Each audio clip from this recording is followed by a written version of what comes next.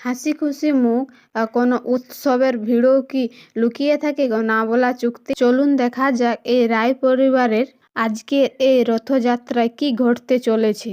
ঈশা সব অতিথিকে বলছে, হে জগন্নাথ দেব, আমাদের এই পুরো পরিবারটাকে একসাথে সব সময় একসাথে আর শান্তিতে রাখো। শিখা বলল যে নিন নিন, ঠান্ডা শরবত চলে এসেছে। অভির বাবা বলল, এ রে না না, আমরা পরে খাবো, আগে আমাদের মিষ্টি অতিথিকে দাও।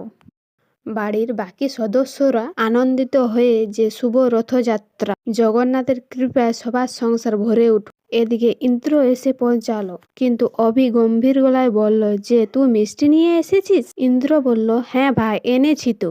অভি বলল ইন্দ্রকে যে বাহ, তুই আমাকে জ্ঞান দিছিস। তোকে এত ভদ্রতা কে শিখাচ্ছে রে? যে রাস্তায় বসে এগরোল খাচ্ছিল সে?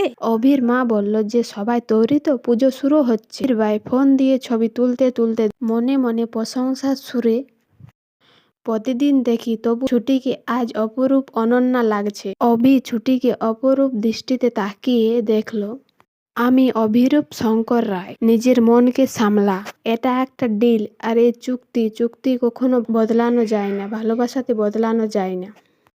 অভির মা ছুটিকে বলল যে জলদি এসো, বড় বড় অতিথিরা এদিকে দাঁড়িয়ে আছে। ঝুমকি এসে বলল, আমি এসে গেছি।